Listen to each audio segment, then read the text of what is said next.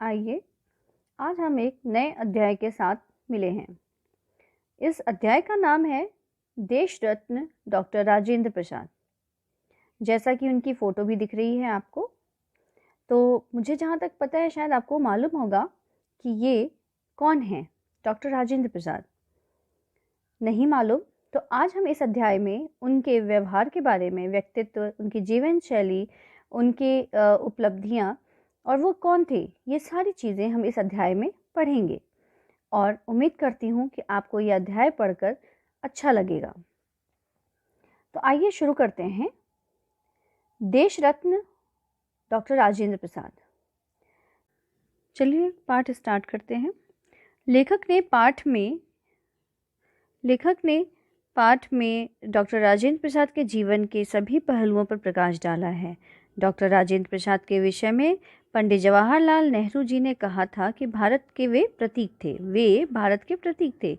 उनके राष्ट्रपति के पद पर रहने के 12 वर्ष का समय भारत का अच्छा समय माना जाएगा। यहाँ पर उन्होंने और भी बताया है कि इस समय हमने जो कुछ भी किया उनके मार्गदर्शन में ही किया। यदि हम कोई गलती करते थे तो वे हमें संभालते थे। 12 वर्ष का यह समय उनका समय समझा जाएगा। उनकी मुद्रा और आंखें भुलाई नहीं जा सकती, क्योंकि उनमें सच्चाई थी। क्या थी? उसमें सच्चाई थी। स्वतंत्रता के पश्चात डॉक्टर राजेंद्र प्रसाद भारत के प्रथम राष्ट्रपति बने। इस सर्वोच्च पद पर आसीन होकर उन्होंने साधारण भारतीय जैसा सादगीपूर्ण जीवन अपनाया। तो वे हमारे भारत के क्या बने? प्रथम राष्ट्रपति बने। आसीन मतलब क्या होता है? आसीन मतलब होता है बैठना, आसीन होना, पद ग्रहण करना या कोई भी चीज़ ग्रहण करना, यानी उस पर बैठना। और उसके बाद है सादगीपूर्ण जीवन। उन्होंने अपनी सीधी सादी जीवन शैली से राष्ट्रपति पद को गौरवान्वित किया। कविवर मैथिली शरण गुप्त ने उनके इस रूप का निम्न पंक्तियों में साकार किया है। देश ने तुमको बनाया राष्ट्रपति श्रीमंत, किंतु अपने आप को तुमने बनाया संत। उभय रूपों में हमारे पूज्य तुम राजेंद्र, धन्य है तुमसे हमारे देश काल दिगंत। यहाँ पर मैथिली शरण गुप्त जी भी उनकी प्रशंसा करते हुए कहते हैं कि देश ने तुमको बनाया राष्ट्रपति श्रीमंत। भारत देश ने आपको राष्ट्रपति के पद पर आसीन किया, किंतु अपने आप को तुमने बनाया संत। लेकिन आप अपनी सज्जनता नहीं छोड़े, आप संत बने। उभय रूपों से हमारे पूज्य तुम राजेंद्र, धन्य है तुमसे हमारे देश काल दिगंत। आप अपने व्यवहार की वजह से पूज्य हैं, उभय रूपों से की वजह से पूज्य हैं, और इस देश काल और दिगंत जो आने वाला समय है उसमें यह हमारा देश धन्य हुआ है आपकी वजह से। डॉक्टर राजेंद्र प्रसाद ने अपने जीवन के उद्देश्य को स्पष्ट करते हुए कहा, मानव जीवन का कोई ठिकाना नहीं है, इसलिए समय का अच्छा उपयोग होना चाहिए। मैं अपने जीवन का यही उद्देश्य मानता आया हूँ कि यदि मुझसे किसी का भला न हो सके तो न हो। ईश्वर न करे किसी का मेरे द्वारा बुरा हो। मतलब वो ये कह रहे हैं कि अगर मैं किसी का भला नहीं कर सकता हूँ तो मैं किसी का बुरा भी न करूं। किंतु विशाल हृदय था डॉक्टर राजेंद्र बाबू का। उन्होंने आजीवन सबका भला ही किया, इसलिए वे अजात शत्रु कहलाए। अजात शत्रु क्या होता है? अजात शत्रु का क्या अर्थ है?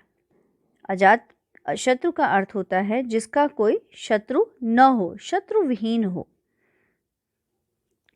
डॉक्टर राजेंद्र प्रसाद का जीवन तप और त्याग का जीवन था। कैसा जीवन था उनका? तप और त्याग का जीवन था। उन्होंने महात्मा गांधी को अपना आदर्श माना था और महात्मा गांधी उन्हें त्याग की मूर्ति मानते थे। उन्होंने कहा भी था। किसने कहा था? महात्मा गांधी जी ने कहा था। किसके बारे में?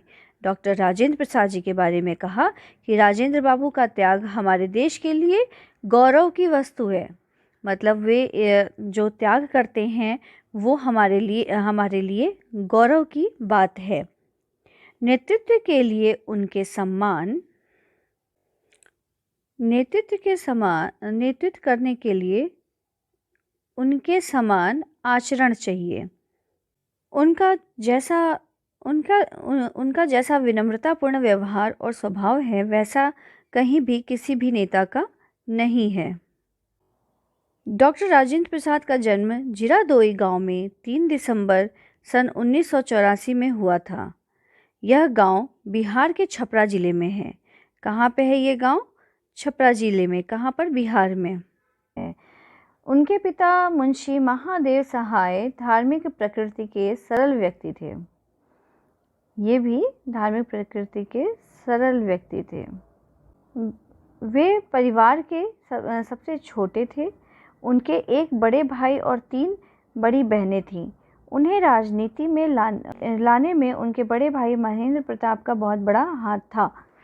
उनकी आरंभिक शिक्षा घर पर ही प्रारंभ हुई थी और उनका विवाह 12 वर्ष की उम्र में ही जून 1996 में राजवंशी देवी से हुआ था।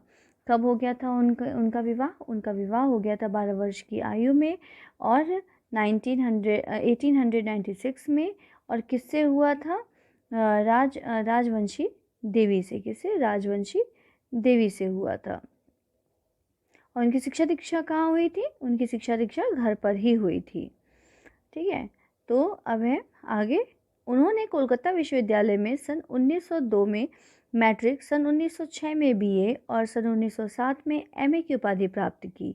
वे बचपन से ही प्रतिभावान विद्यार्थी थे और वे सदा ही प्रथम आते थे। अच्छा, एक चीज़ मैं बोलूँगी कि आप लोग जब भी सन को याद करें, उनके ये सन है, तो इसको हिंदी में पढ़ने की भी कोशिश करें। देखिए, इंग्लिश में तो आपको आता ही है कि 1902, 1906, 1896, ओके, पर इसको आप हिंदी में जब बोलेंगे तो हिंदी के शब्दों के साथ, वाक्यों के साथ ये 1902, सन 1902, 1906 ऐसे ठीक लगता है। थोड़ा इसका भी ज्ञान होना चाहिए कि हिंदी के अंकों का ज्ञान हो। जुलाई सन 1908 में राजेंद्र बाबू मुजफ्फरपुर के भूमिहार ब्राह्मण कॉलेज के प्रधानाध्यापक नियुक्त हुए। इसके बाद वे कॉलेज के प्रिंसिपल बने। जुलाई 1902 में वे कोलकाता सिटी कॉलेज के प्रोफेसर नियुक्त हुए। क्या नियुक्त हुए वो? कोलकाता सिटी कॉलेज के प्रोफेसर नियुक्त हुए। उन्होंने सन 1910 में कानून की उपाधि प्राप्त की। उन्होंने सन 1916 में पटना उच्च न्यायालय में वकालत आरंभ कर दी थी। कब किया था उन्होंने वकालत आरंभ और कहाँ से किया था? पटना उच्च न्यायालय से उन्होंने वकालत आरंभ की थी। और कब की थी? 1916 में। वे विद्यार्थी जीवन से ही छात्रों को संगठित करने में लगे रहते थे। उन्होंने सन 1906 में बिहार छात्र सम्मेलन आयोजित किया था तथा सन 1913 में मुंगेर में आयोजित बिहार छात्र सम्मेलन के वे क्या बने थे? अध्यक्ष बने थे। बिहार के चंपारण क्षेत्र में किसान नील की खेती करते थे। अंग्रेज जमींदार उन पर अत्याचार करते थे और महात्मा गांधी सन 1917 में डॉक्टर राजेंद्र प्रसाद के साथ चंपारण गए।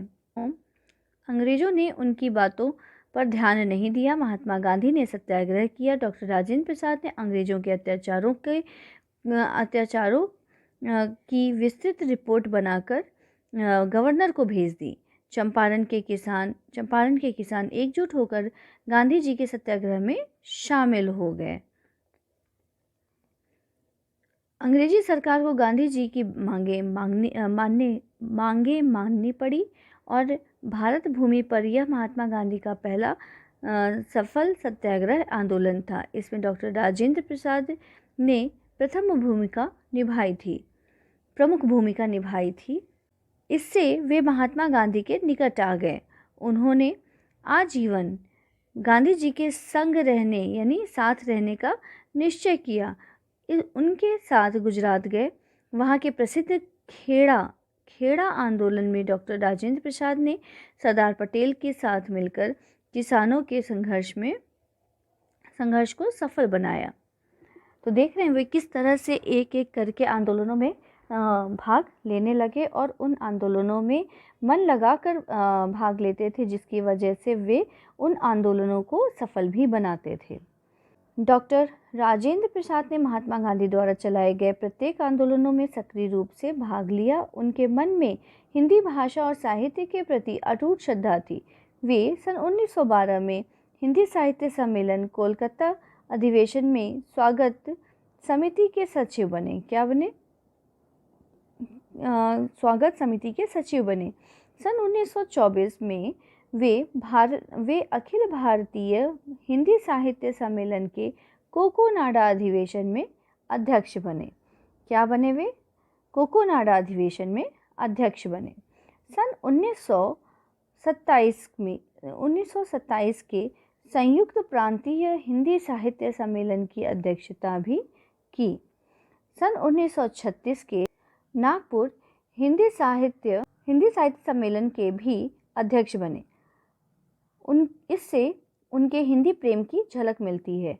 डॉक्टर राजेंद्र प्रसाद ने महात्मा गांधी जी के आह्वान पर असहयोग आंदोलन में भाग लिया। उन्होंने वकालत छोड़ दी। उन्होंने बिहार के इस आंदोलन का नेतृत्व संभाला। उनके संघर्ष को देखकर उन्हें बिहार का गांधी कहा जाने लगा। क्या कहा जाने लगा डॉक्टर राजेंद्र प्रसाद जी को? डॉक्टर राजेंद्र प्रसाद जी को बिहार का गांधी कहा जाने लगा। सन 1921 में बिहार विद्यापीठ की स्थापना की और वे सन 1928 में इंग्लैंड और यूरोपीय देश में गए। उन्होंने वहां युद्ध विरोधी सभाओं में भाग लिया और शांति आंदोलनों का नेतृत्व भी किया। क्या किया? शांति आंदोलनों का भी नेतृत्व किया और जो युद्ध विरोधी सभाएं थीं उनको उसमें भी भाग लिया। सन 1922 में महात्मा गांधी के गिरफ्तार हो जाने पर उन्होंने बिहार में गांधी जी के रचनात्मक कार्यों का प्रचार प्रसार किया। ठीक है। सन 1924 में गांधी जी के जेल से छूट जाने पर वे उनके साथ रचनात्मक कार्यों में लग गए। क्या लग गए वे? रचनात्मक कार्यों में लग गए। साइमन कमीशन का विरोध करने पर उन्हें 6 जुलाई 1930 को गिरफ्तार किया गया। वे 7 महीने जेल में रहे। कितने महीने वे जेल में रहे हैं? 7 महीने। 4 जनवरी 1932 को उन्हें सदाकत आश्रम पटना में गिरफ्तार किया गया। उन्हें 6 जनवरी 1933 को फिर से गिरफ्तार किया गया। बिहार के मुंगेर जिले में भयंकर भूकंप आने पर उन्हें 17 जनवरी 1934 को रिहा कर दिया गया था। क्या कर दिया गया था? रिहा कर दिया गया। उन्होंने भूकंप पीड़ितों की सहायता में दिन रात एक कर दिया। वे स्वयं दमा रोग से पीड़ित थे, परंतु लाखों बिहार वासियों की पीड़ाओं के समक्ष उन्होंने अपनी परवाह न की। उन्होंने जन जन की जिस प्रकार सेवा की उससे देश भर में उनका सम्मान बढ़ गया। महात्मा गांधी ने उन्हें देश रत्न की उपाधि दी है। अभी इनका नाम हम लोगों ने पढ़ा है ना, हमारे अध्याय का नाम क्या है? देश रत्न डॉक्टर राजेंद्र प्रसाद। तो देश रत्न की उपाधि डॉक्टर राजेंद्र प्रसाद जी को किसने दी? तो महात्मा गांधी जी ने दी। स्वतंत्रता आंदोलन में उनका योगदान बढ़ता गया और उन्हें 1 अक्टूबर 1934 के मुंबई कांग्रेस अधिवेशन का अध्यक्ष बनाया गया। सन 1939 में जब नेताजी सुभाष चंद्र बोस ने कांग्रेस अध्यक्ष के पद से त्यागपत्र दिया तो डॉक्टर राजेंद्र प्रसाद कांग्रेस अध्यक्ष बनाए गए। महात्मा गांधी ने 8 अगस्त 1942 को अंग्रेजों भारत छोड़ो आंदोलन चलाया। तब देश के सभी प्रमुख नेताओं को गिरफ्तार किया गया। डॉक्टर राजेंद्र प्रसाद को भी 9 अगस्त 1942 को गिरफ्तार करके 15 जून 1945 तक पटना के बांकीपुर जेल में रखा गया। इन वर्षों में उन्होंने आत्मकथा लिखी थी। क्या लिखी थी उन्होंने? आत्मकथा लिखी थी। इसमें स्वतंत्रता आंदोलन का विस्तृत वर्णन है। अंग्रेजों ने भारत के स्वतंत्र करने का निर्णय कर लिया था। अंग्रेजों ने भारत को स्वतंत्र करने का निर्णय कर लिया था। सन 1946 में अंतरिम सरकार बनी। डॉक्टर राजेंद्र प्रसाद 2 दिसंबर 1946 को खाद्य एवं कृषि मंत्री बनाए गए। भारत का संविधान तैयार करने के लिए जो सभा बनी, डॉक्टर राजेंद्र प्रसाद 11 दिसंबर 1946 में सन 1949 तक इस संविधान सभा के अध्यक्ष बने। 15 अगस्त 1947 को 15 अगस्त 1947 को देश को स्वतंत्रता मिली। देखा आपने, अभी मैं किस तरह से फंस गई थी पढ़ने में, क्योंकि मैंने देश के, देश को, देश का, अगर जब आप शब्दों का चयन जिस तरह से करेंगे तभी आगे के वाक्य बनते हैं। तो मैंने यहाँ पे को के का कर दिया, तो वहाँ पे हो गया ना स्वतंत्रता, स्वतंत्र, देश के स्वतंत्र हो गया।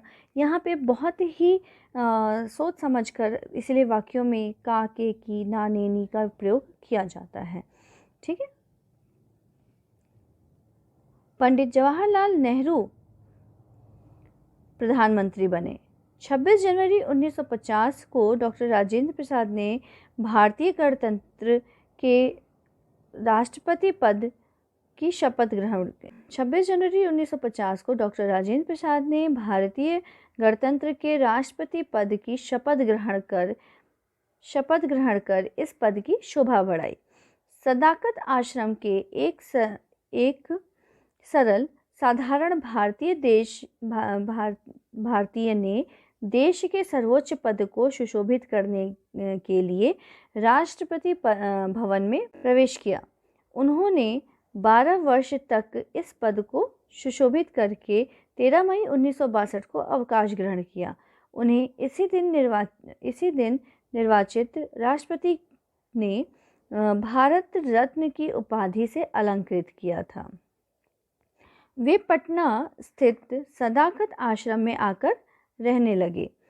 उनकी पत्नी श्रीमती राजवंशी देवी का निधन 9 सितंबर 1962 को हुआ और डॉक्टर राजेंद्र प्रसाद का निधन 28 फरवरी 1963 को हुआ।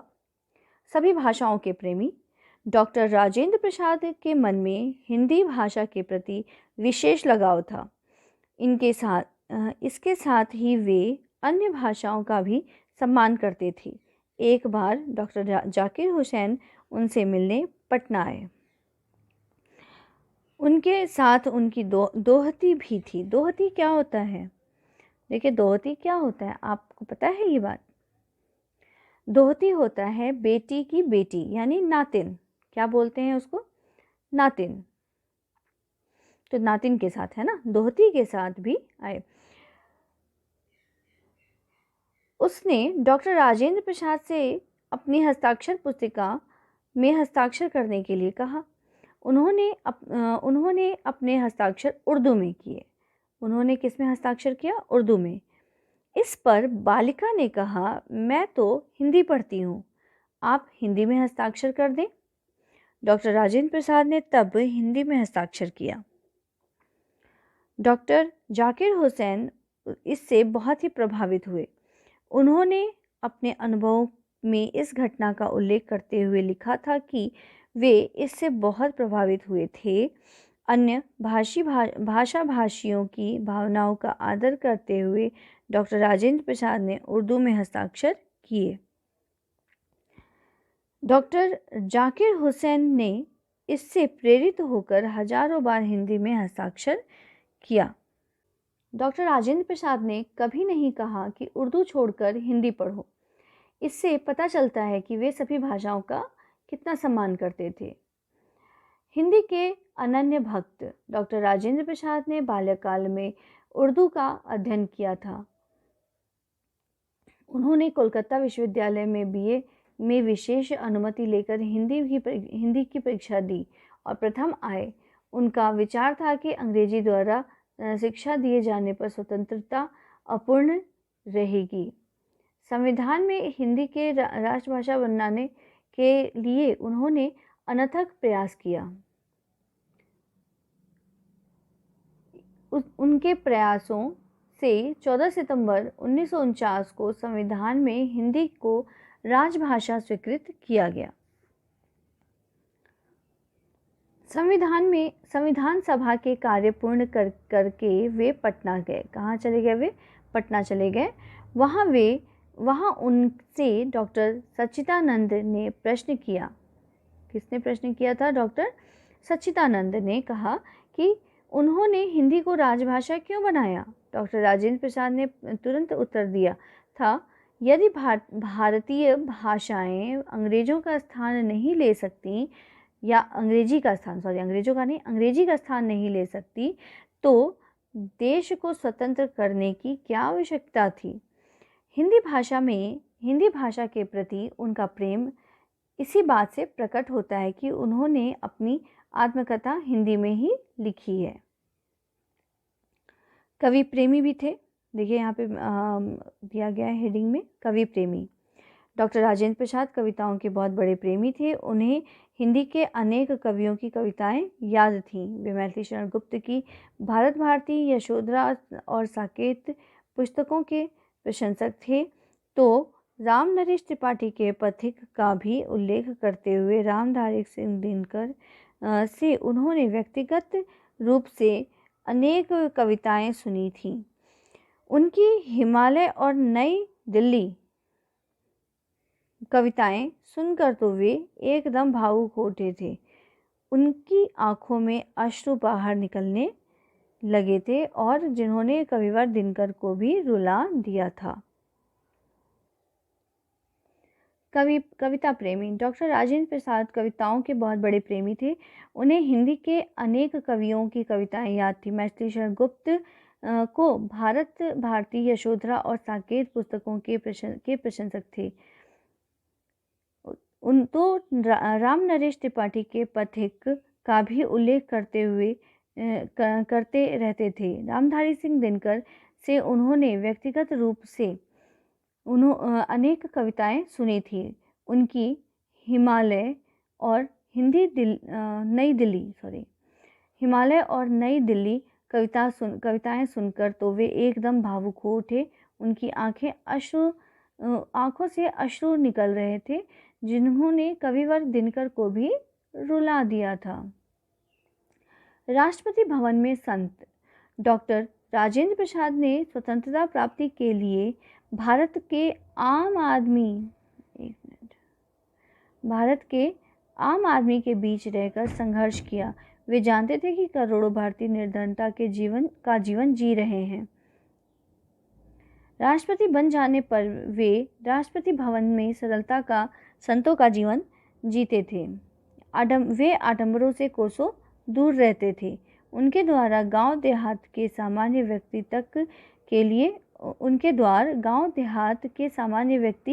तक के लिए खुले रहते थे। एक बार एक भारतीय उनसे मिलने राष्ट्रपति भवन पहुंचा। डॉक्टर राजेंद्र प्रसाद उससे कितनी ही देर बातें करते रहे। उसकी सादगी और सरलता देखकर वह ग्रामीण उन्हें पहचान ही नहीं सका। उन्होंने जब साथ खड़े अधिकारी से राष्ट्रपति जी से मिलने का आग्रह किया या अनुरोध किया, तो वह अधिकारी और डॉक्टर राजेंद्र प्रसाद दोनों मुस्कुरा दिए। ग्रामीण को पता चला कि वह व्यक्ति जिससे वह बात कर रहा था, वह क्या कहाँ है? ग्रामीण को पता चला कि वह पेन बंद कर दे रही हूँ मैं।